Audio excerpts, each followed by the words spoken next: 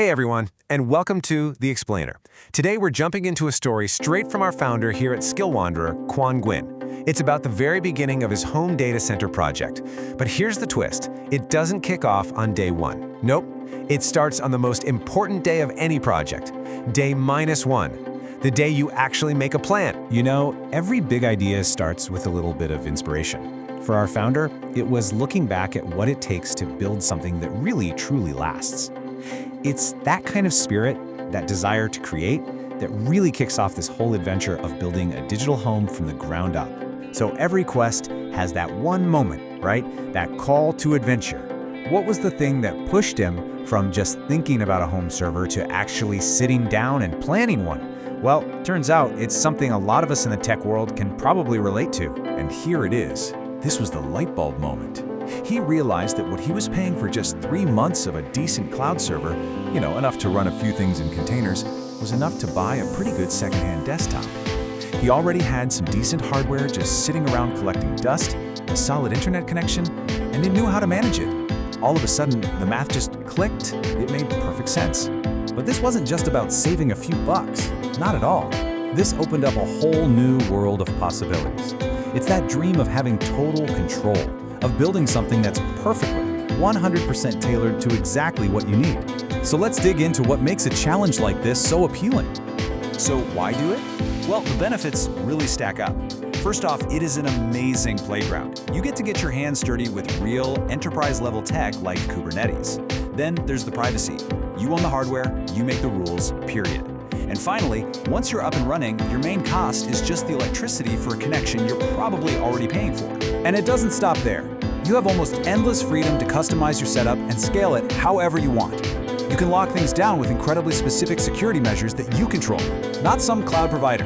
And let's be real, there's just this deep, satisfying feeling that comes from building and running your own tech ecosystem from scratch. Okay, that all sounds fantastic, right? But here's where we need to take a step back and get real. Ambition is great, but you have to balance it with a dose of reality. This journey is not a walk in the park, and if you ignore the real costs and challenges, you're just setting yourself up for a whole lot of frustration. Let's be crystal clear. This isn't free. You've got upfront costs for gear, ongoing costs for power. It's going to take up a lot of your time, both to set up and to maintain. And remember, your digital dream has a physical body. It makes noise, it gets hot, and it takes up actual space. But most importantly, and I can't stress this enough, when you're the captain of the ship, the security burden is 100% on you.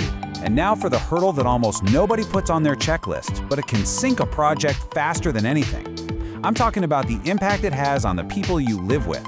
Some call it the wife acceptance factor or partner acceptance factor.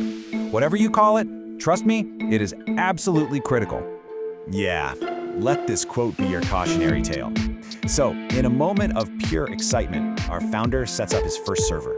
Blinking lights, whirring fans, the whole deal, in a corner of the bedroom. By the time night rolled around, that corner had turned into a relentless, sleep-murdering disco ball. The lesson was learned the hard way. Your 24/7 tech project needs its own quiet, out-of-the-way home. So you've got all these challenges, right? How in the world do you even get started without just getting totally overwhelmed? Well, the answer isn't to create some massive, perfect master plan. The answer is to think smarter, be more flexible. It's about being agile. Think about it like this. You've got two ways to go. There's the old school waterfall way, where you plan every single detail up front. But that's just too rigid for a project like this. Things are going to change, I guarantee it. The agile way is the key. You start with the absolute smallest possible step. You build it, you learn from it, and then you decide what to do next. This whole agile idea really boils down to a simple but super powerful little loop. First, you build one tiny piece. Then, you actually use it and test it out. From that, you learn what worked and, just as importantly, what didn't. And only then, with that real-world feedback, do you adapt your plan and figure out the next small step. It's all about making progress, not being perfect. And the heart of this entire approach is defining your minimum viable product, your MVP. You just have to ask yourself, what is the absolute simplest thing I can build right now that either gives me some value or teaches me something important? You see, Quan's big dream was this huge Kubernetes cluster, but his first MVP, much smaller. It was just getting an old laptop to run a network-wide ad blocker. That was it. That was the starting point. All right, so how do you take all this and turn it into your plan? It's time to build your own Day 1 blueprint.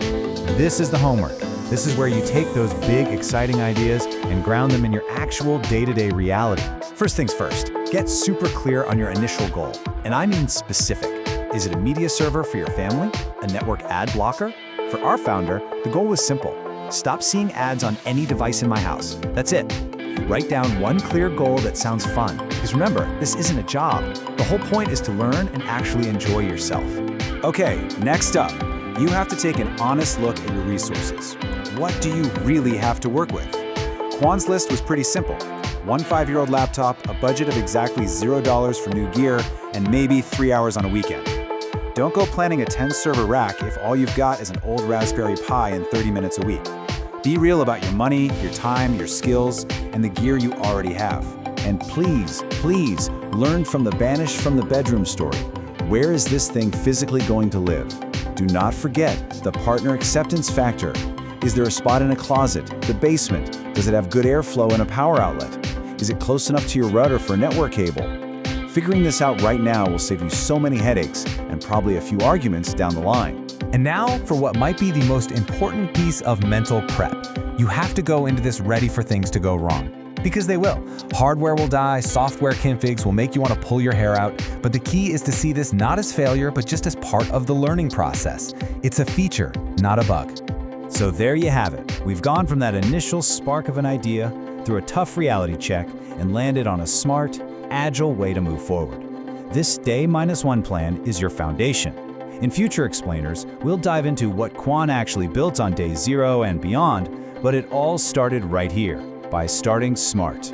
Look, in a personal project like this, the end goal isn't the only thing that matters.